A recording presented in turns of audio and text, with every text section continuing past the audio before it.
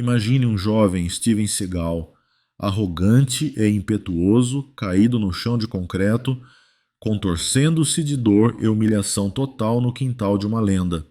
Esta não é uma cena roteirizada de Hollywood, mas o suposto desfecho brutal de um desafio secreto feito à porta de Bruce Lee em 1970.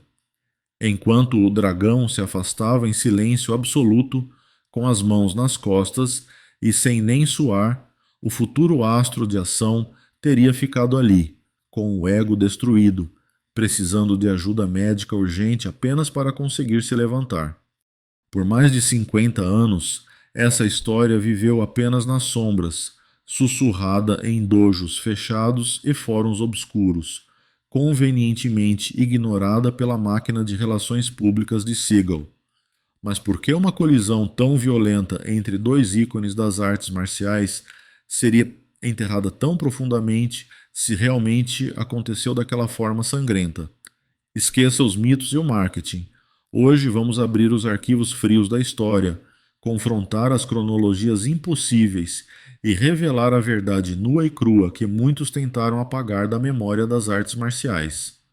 Para entendermos a gravidade dessa acusação, precisamos voltar ao cenário árido e vibrante da Califórnia no início da década de 1970.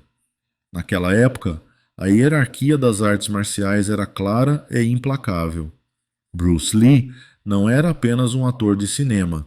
Ele era uma força da natureza, um inovador que já operava em um nível estratosférico, treinando a elite de Hollywood e os lutadores mais letais do mundo em seu santuário em Culver City. Ele estava no auge de sua proeza física, transformando o corpo humano em uma arma perfeita.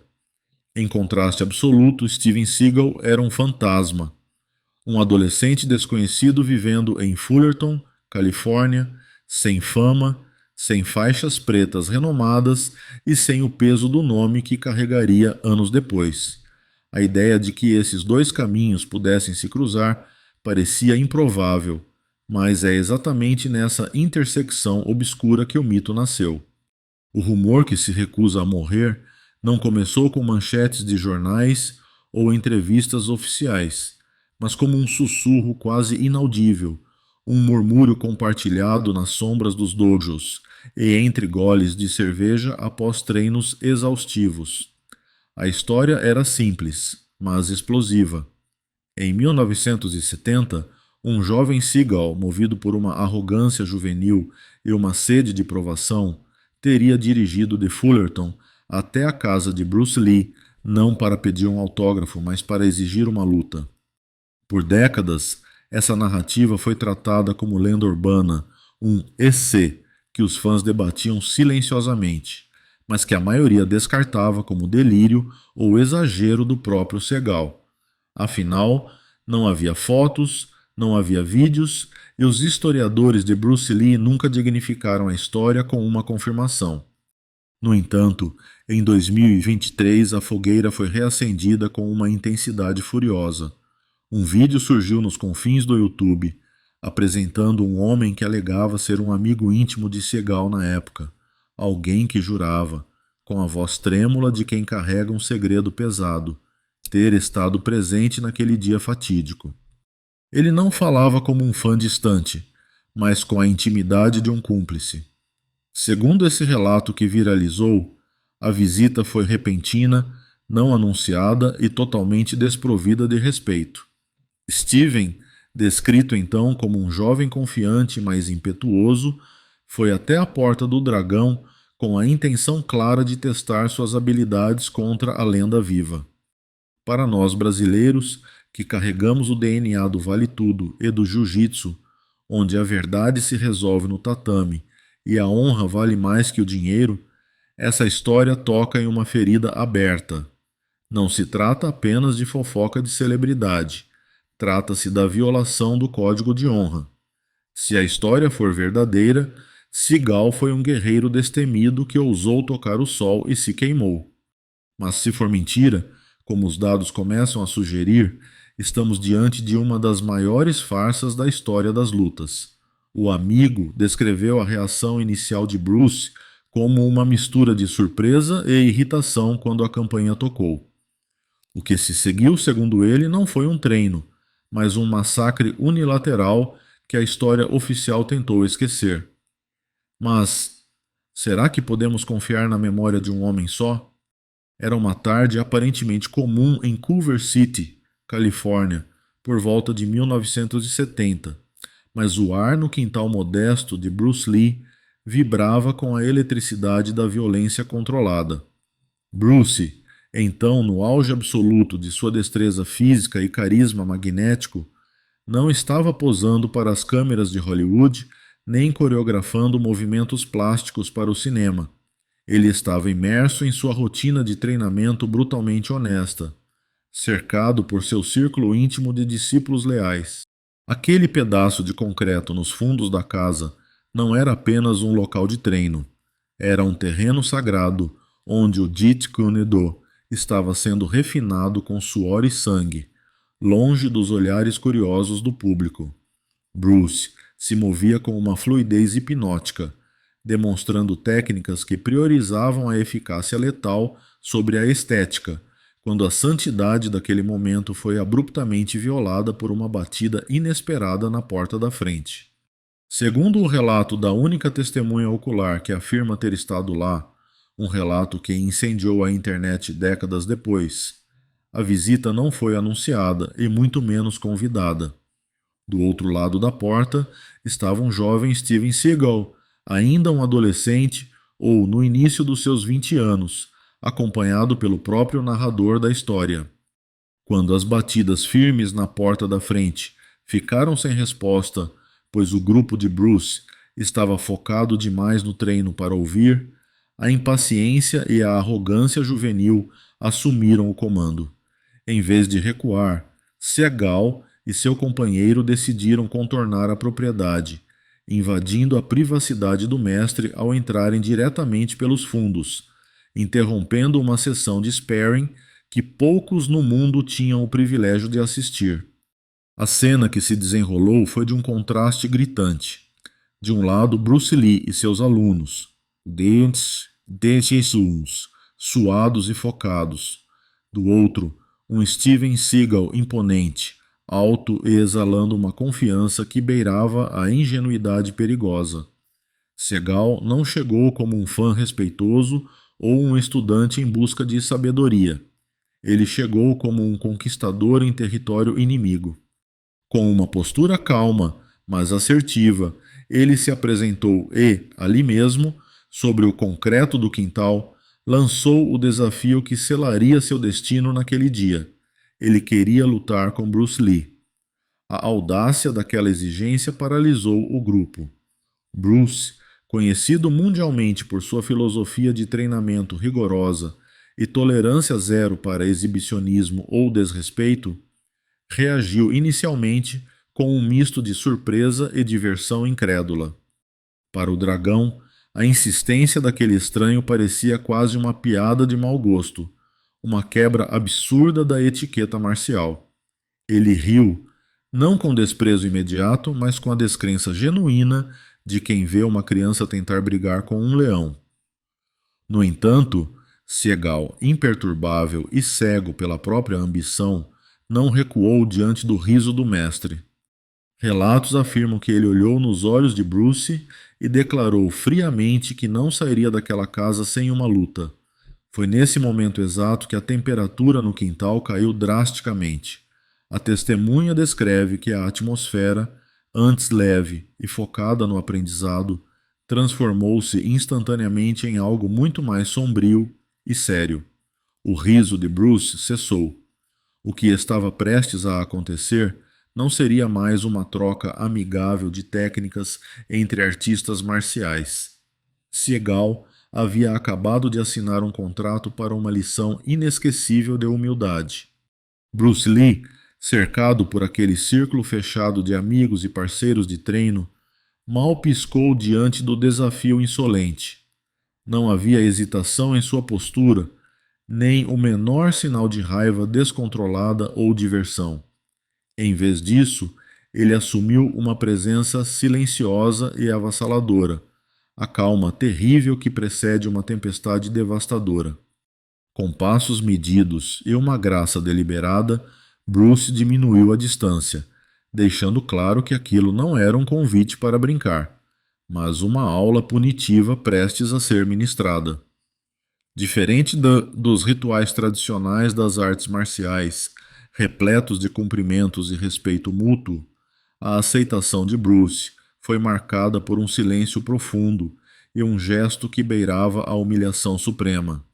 Ele manteve as mãos cruzadas casualmente atrás das costas, uma postura que desafiava toda a lógica de combate e sinalizava uma superioridade técnica absoluta. Seagal, confiante na força bruta e no controle que acreditava ter refinado através de seu treinamento inicial de Aikido, assumiu sua base de prontidão, com sua estrutura corporal imponente e músculos tensos como molas comprimidas. No entanto, o gigante de Fullerton estava prestes a entrar em um tipo de combate para o qual nenhum treinamento o havia preparado. A luta explodiu sem aviso prévio, rápida, brutal e cirúrgica, transformando o quintal em um borrão de movimento e som visceral por não mais que 2 minutos intensos. A testemunha ocular recorda o ritmo quase hipnótico dos chutes de Bruce, que estalavam no ar como chicotes quebrando a barreira do som, atingindo o alvo com uma precisão assustadora. Bruce movia-se com uma fluidez que parecia desafiar a física, desferindo golpes de ângulos impossíveis que quebravam o fluxo natural de equilíbrio de Seagal antes mesmo que ele pudesse reagir. O mais impressionante, e talvez o mais desmoralizante para o desafiante, foi que Bruce nunca descruzou as mãos das costas. Suas pernas tornaram-se os únicos instrumentos necessários para desmantelar o oponente. Os chutes laterais de Bruce, lendários por sua potência, encontravam as pernas, quadris e o tronco de Seagal com uma frequência alarmante, enquanto seu jogo de pernas mudava com uma facilidade enganosa. Cada tentativa que Seagal fazia para encurtar a distância e aplicar uma chave de Aikido era recebida com um contra-ataque perfeitamente cronometrado que o deixava golpeando o vento. A força por trás dos chutes não era apenas brutalidade crua, mas uma energia concentrada e afiada que não deixava margem para erros ou defesa. Seagal encontrou-se totalmente desequilibrado, lutando desesperadamente apenas para se manter em pé, enquanto suas defesas habituais se mostravam inúteis contra a pressão implacável do Jeet Kune Do. Sua confiança, antes inabalável, começou a desmoronar visivelmente sob a tempestade de golpes, transformando o predador em presa em questão de segundos. Então, o golpe final chegou, rápido como um raio e devastador como um martelo. Um chute lateral baixo e veloz explodiu contra a coxa de Seagal com força suficiente para dobrar seu joelho instantaneamente e comprometer toda a sua base estrutural. Antes que o gigante pudesse sequer processar a dor ou tentar recuperar o equilíbrio, Bruce seguiu com uma varredura impiedosa que ceifou as pernas de Seagal, tirando o chão debaixo dele. O corpo imponente do futuro astro de ação foi lançado ao ar por uma fração de segundo antes de desabar contra o concreto com um estrondo surdo e doloroso. O quintal caiu em um silêncio absoluto e sepulcral. Seagal jazia imóvel, contundido e, se acima de tudo, profundamente humilhado. O choque daquela derrota súbita e avassaladora o deixou incapaz de responder. Nenhum som saiu de sua boca, nenhum protesto, nenhuma nova ameaça de desafio. Bruce Lee, imperturbável e nem um pouco ofegante, deu alguns passos para trás, mantendo as mãos ainda cruzadas nas costas, com uma expressão indecifrável que não demonstrava nem triunfo nem piedade. Sem dizer uma única palavra, sem sequer lançar um último olhar para o homem caído a seus pés, ele se virou e caminhou para longe da cena, deixando o quintal com a autoridade silenciosa de alguém que havia provado seu ponto e não precisava de mais nenhuma explicação. Foi uma saída digna de um rei que acabou de defender seu trono contra um usurpador despreparado. Ao redor deles, os amigos e alunos de Bruce trocavam olhares desconfortáveis e incrédulos. A energia no local era densa, carregada de uma tensão palpável. Eles não tinham certeza se acabaram de testemunhar uma simples sessão de sparring que saiu do controle, um aviso brutal, ou algo muito mais profundo e pessoal. Aquele homem no chão não era apenas um aluno derrotado, era a imagem da arrogância destruída. Após vários minutos tensos, onde a gravidade da lesão se tornou aparente, o amigo que acompanhava Segal finalmente quebrou o transe e pediu socorro. A luta havia acabado em questão de minutos, mas as consequências daquele dia, reais ou imaginárias, estavam apenas começando, exigindo assistência médica e plantando a semente de um ressentimento que duraria décadas. Quando a poeira daquela suposta briga baixa e a adrenalina do relato viral se dissipam, o que resta é um vazio perturbador. Para acreditar na versão de Steven Seagal ou na de seu amigo testemunha, precisamos ignorar deliberadamente uma das características mais marcantes da vida de Bruce Lee: a sua documentação obsessiva e a lealdade canina de seu círculo íntimo. Bruce não era apenas um lutador, ele era um estudioso. Ele mantinha diários detalhados de seus treinos, anotava progressos, desenhava técnicas e registrava encontros significativos. Uma luta contra um gigante de 1,93 kg, que terminou com uma ambulância sendo chamada, não seria apenas uma nota de rodapé. Seria um estudo de caso. No entanto, nos milhares de páginas de anotações de Bruce, não há uma única menção ao nome Steven Seagal, nem um rabisco. Mais condenável ainda é o silêncio absoluto daqueles que protegiam o legado do dragão. Estamos falando de figuras lendárias como Linda Lee Cadwell, sua esposa, Dan Inosanto, seu braço direito e melhor amigo, e Taki Kimura. Essas pessoas viveram, comeram e sangraram ao lado de Bruce. Eles sabiam o que ele comia no café da manhã e com quem ele falava ao telefone. Se um jovem arrogante tivesse invadido o santuário deles e sido humilhado publicamente, essa história teria se tornado parte do folclore interno do Jeet Kune Do. Dan Inosanto, um homem de honra inquestionável, jamais encobriria um evento desses. A ausência de qualquer confirmação por parte deste círculo de ferro não é apenas suspeita, é um grito silencioso de que a história é uma fabricação. Como é possível que a única pessoa no mundo que se lembra desse evento traumático seja um amigo conveniente do próprio Seagal, surgindo do nada 50 anos depois? Se a falta de testemunhas é fumaça, a cronologia apresentada pelo próprio Seagal em entrevistas posteriores é o fogo que queima sua credibilidade. Em uma tentativa desajeitada de humanizar sua relação com a lenda, Seagal contou ao jornalista Michael Schiavello, em 2012, uma anedota que deveria soar tocante. Ele afirmou que Bruce Lee costumava levar seu filho, Brandon Lee, para encontros sociais e que ambos, Bruce e Seagal, riam e brincavam sobre como seus filhos pareciam pequenos meninos caucasianos devido à miscigenação. A história parece bonita, cria um vínculo emocional e paternal entre os dois mestres. Mas, há um problema sério aqui. A matemática biológica não mente. Vamos olhar para os fatos frios. Brandon Lee nasceu em 1965. Bruce Lee morreu tragicamente em 1973.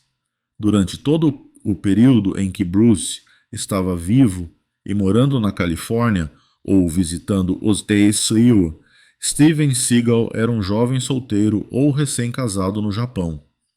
O primeiro filho conhecido de Steven Seagal, Kentaro Seagal, nasceu apenas em 1975, 2 anos após a morte de Bruce Lee. Como, em nome da lógica, Seagal e Bruce poderiam estar em uma sala, olhando para seus respectivos filhos e comparando suas aparências, se o filho de Seagal nem sequer havia sido concebido enquanto Bruce estava vivo? Essa inconsistência não é um simples lapso de memória, é uma falha estrutural na narrativa. Isso sugere que Seagal não está lembrando do passado, mas sim construindo uma cena de filme em sua cabeça, inserindo-se na vida de Bruce Lee de uma forma que a realidade simplesmente não permite.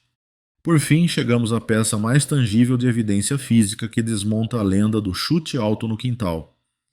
O ano de 1970, citado como a data provável desse confronto, foi o ano mais sombrio e doloroso da vida física de Bruce Lee. Foi exatamente nesse ano que Bruce sofreu a catastrófica lesão no nervo sacral durante um exercício de Good Mornings com peso excessivo. Essa lesão não foi um simples desconforto muscular. Ela deixou o homem mais apto do mundo confinado a uma cama por meses, com médicos dizendo que ele talvez nunca mais chutasse. Durante grande parte de 1970 e o início de 1971, Bruce Lee estava em reabilitação intensa, vivendo à base de analgésicos e focado em escrever sua filosofia, o que viria a ser o tal do Jeet Kune Do, pois seu corpo não respondia como antes. A imagem de um Bruce Lee saltitando no quintal, desferindo chutes laterais na altura da cabeça e varreduras acrobáticas contra um gigante de Aikido em 1970 é clinicamente improvável, se não impossível. O Bruce Lee daquela época estava lutando contra a própria dor para conseguir andar, não aceitando desafios de estranhos na porta de casa. Ao cruzar os registros médicos com a lenda urbana, a história do confronto épico começa a parecer menos um fato histórico e mais um roteiro de ficção mal pesquisado, onde o herói, Seagal, tenta se inserir na mitologia do dragão, ignorando que o dragão, naquele momento, estava ferido. Se as falhas na memória de Seagal são rachaduras na parede, a linha do tempo histórica é a marreta que derruba a estrutura inteira. Para acreditar que Steven Seagal representava uma ameaça física real a Bruce Lee em 1970 ou 1971, precisamos aceitar que um adolescente americano, antes mesmo de sua imersão profunda na cultura japonesa, já possuía habilidades de nível de grão-mestre. Mas os registros de imigração e a história do próprio Aikido contam uma versão muito diferente. A maioria das biografias confiáveis e registros externos indicam que Seagal se mudou para o Japão para iniciar seus estudos sérios de Aikido apenas no início da década de 1970, com sua evolução técnica real ocorrendo meados da década. Antes disso, em Fullerton, ele era apenas um entusiasta, um iniciante.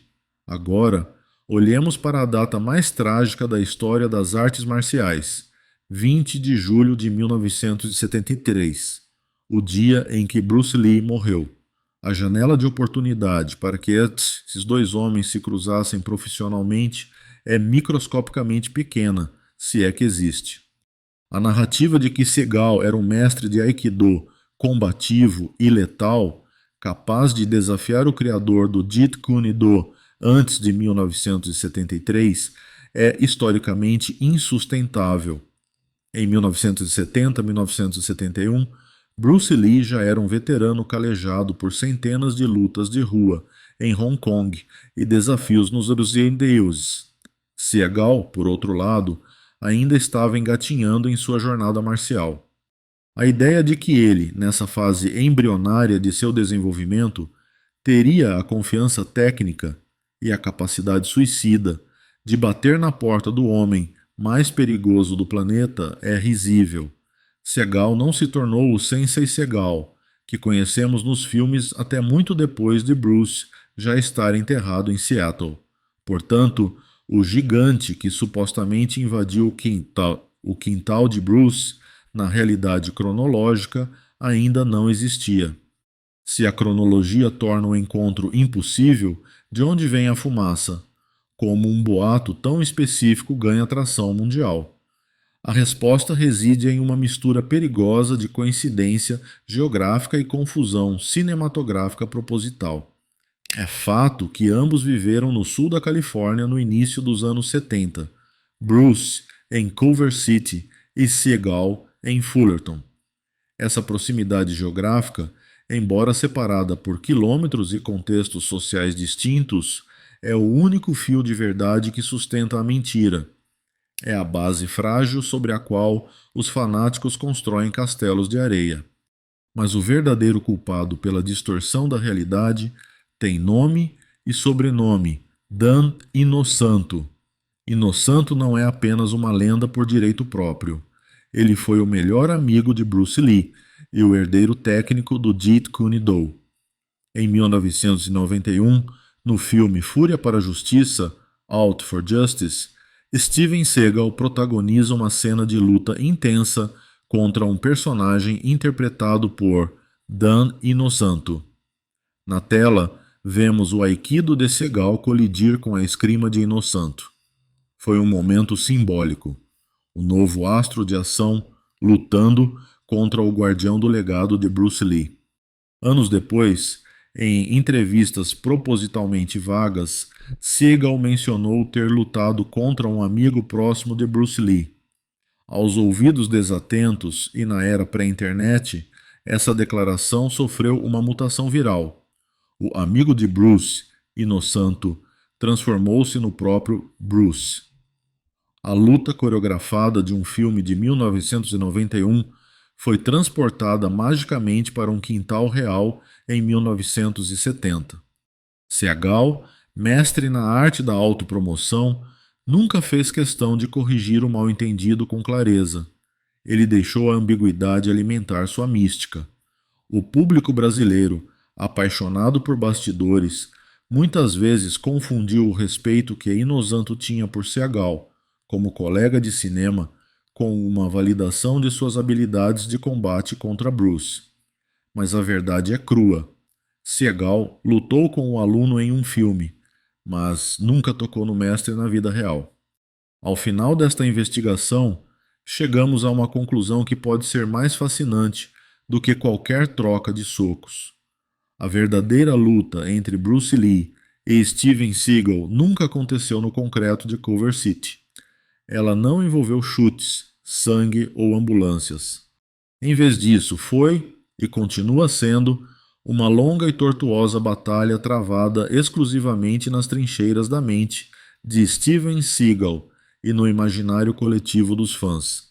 Independentemente de seus caminhos terem se cruzado fisicamente ou não, uma coisa permanece indiscutivelmente clara.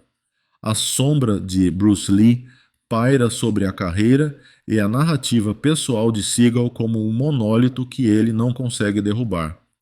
Por décadas, observamos Seagal orbitar o legado de Lee como uma mariposa atraída por uma chama que ela não pode apagar. Essa fixação não é acidental. Ela revela uma paisagem psicológica complicada onde a admiração, a rivalidade e uma tensão não resolvida se entrelaçam. Mesmo que Seagal nunca tenha atacado abertamente o legado de Bruce com insultos diretos, um padrão de contradições sutis emergiu ao longo dos anos. É uma dança estranha de validação e distanciamento. A história da briga no quintal, seja ela uma invenção deliberada de Seagal, uma memória distorcida pelo tempo ou uma fantasia criada por psicofantas ao seu redor, funciona como um troféu psicológico. Para Seagal, essa narrativa serve como uma vitória simbólica contra um oponente invencível, uma maneira de dizer ao mundo e a si mesmo: eu venci o maior de todos quando ninguém estava olhando. É o consolo final para um ego que, apesar de toda fã ou da fama, sente que nunca recebeu o mesmo respeito reverencial que o dragão. O comportamento de Seagal ao longo de sua carreira, reforça essa tese de insegurança perante o trono de Bruce. Ele frequentemente se posiciona como o único artista marcial real em Hollywood, traçando uma linha dura entre ele e os outros. Ele desprezou Jean-Claude Van Damme, zombou de Michael J. White e riu de Chuck Norris. No entanto, note a ironia. Figuras como Norris treinaram diretamente com Bruce Lee, suaram com ele e nunca questionaram sua habilidade ou supremacia. Norris, um campeão mundial real, não tem problemas em admitir que Bruce era especial. Seagal, por outro lado, precisa criar distância. É o que Seagal não diz que fala mais alto. Ele raramente chama Bruce Lee de lutador no sentido puro da palavra, preferindo elogiar sua beleza técnica ou impacto no cinema, enquanto reserva o título de guerreiro combatente para si mesmo e seus mestres no Japão. Comentário após comentário, ano após ano, Seagal tenta, sem sucesso, sair da sombra de uma lenda que morreu antes que ele sequer se tornasse famoso.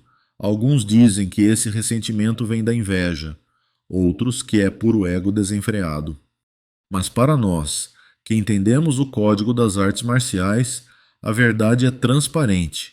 Se Bruce Lee tivesse realmente humilhado alguém em combate privado, ele, o homem que anotava até as calorias de seu almoço, jamais precisaria se gabar. E se alguém tivesse vencido Bruce Lee, essa pessoa passaria o resto da vida tentando provar isso com honra, não com rumores sussurrados. A persistência dessa lenda urbana expõe uma luta interna profunda de Seagal. O desafio impossível de ser comparado a um homem que se tornou um deus cultural.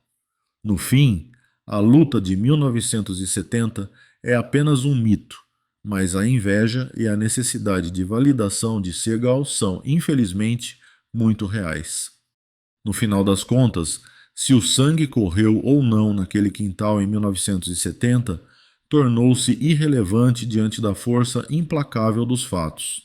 A lenda de Bruce Lee permanece intocável, uma rocha que o tempo não desgasta, enquanto a narrativa de Steven Seagal soa cada vez mais como uma fábula triste de um ego que não aceita ser o segundo melhor.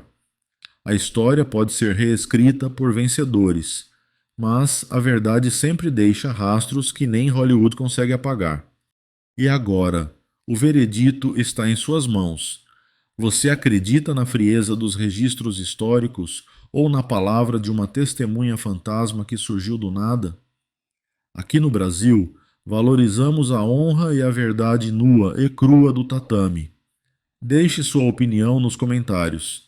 Seagal é uma vítima de boatos ou o maior contador de histórias que as artes marciais já viram?